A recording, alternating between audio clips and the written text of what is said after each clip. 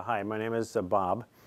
I checked tonight and I find that this is my 7th anniversary of coming here.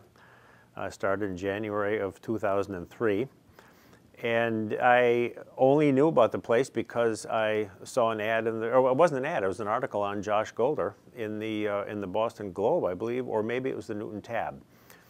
But I read the article and I thought, now gee, there's a way that perhaps I could make myself get into a routine where I can do this for 30 minutes a week. And it can be fairly intense, but I had done weightlifting in my past. I had done it in high school. I had done it even a little bit in grade school. I had done it a little bit in college, but never anything really, really serious. But, I was athletic and involved in sports to varying degrees. We now ski later in life.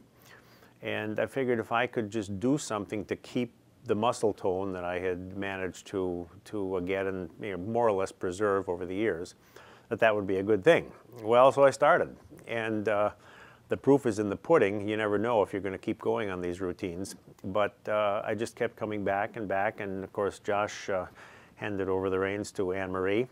And so I've been coming here just basically weekly. And what I've basically gotten out of it is the fact that I can maintain the musculature and the strength. I'm approaching my 70th birthday at this point, and I still, I feel like a much younger man in many ways. Not every way, but in many ways. And which means that I'll go out and climb up on the roof if I have to do something, or I'll go shovel the driveway or the walk. And I want to be able to do things like that. I can lift packages, I can ski.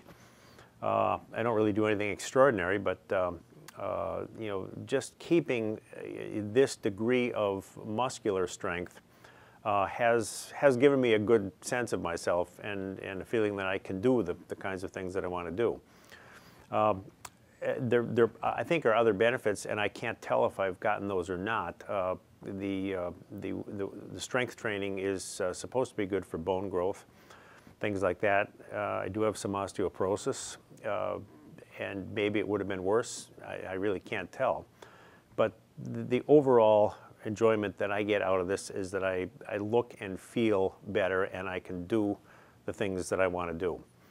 And, if I had a bigger routine to do, first of all, if I were to do it on my own, I'm not sure I would actually continue doing it. It's very easy to find excuses.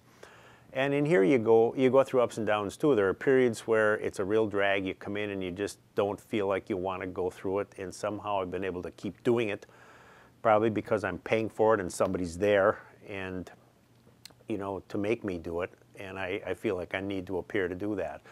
Other times you feel better about it, and the routines don't seem quite so strenuous, and you always feel good when you're done. So there's always that incentive to keep you going. But I see no reason that I wouldn't continue doing this at this point. It's giving me enough of a benefit, and I don't trust myself to do it on my own, although there are things that I do to complement it. One of the things I'm doing right now, I've just started this in the last few months, is I got an exercise bike at home, and I'm doing short wind sprint type routines on that, maybe as much as twice a day. And that'll be a 30-second burst of moderate pace, and then a 30-second burst of a faster pace. And I alternate back for 5, 6, 7, 8 minutes, and I'll try and do that twice a day. So that is a nice sort of aerobic complement to the work that's being done here on the strength training. But the routines have been good. I've never really hurt myself in here. Anne-Marie and as Josh did also keep really well focused on the fact that your posture is good, you're not jerking, and especially that you continue to breathe. Very important things. So I think that kind of guidance is very effective in helping you get through and keep on with the program.